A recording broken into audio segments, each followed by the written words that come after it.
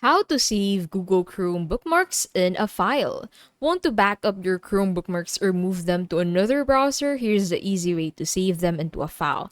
So click the three dot menu on your Google Chrome browser, and then from here go ahead and head over to Bookmarks and List, and then go ahead and select Open Bookmarks Manager.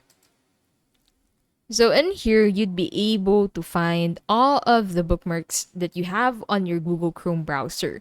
So click on the three dot menu at the top right, and then from here, you'll find this Export Bookmarks button.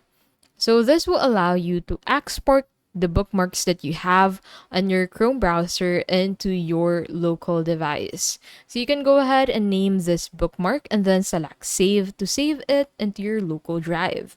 So to restore, go back to Bookmark Manager, choose Import Bookmarks, and select your saved HTML file.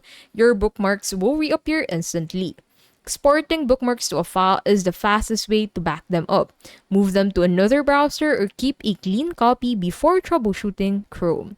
And that is how to save Google Chrome bookmarks in a file.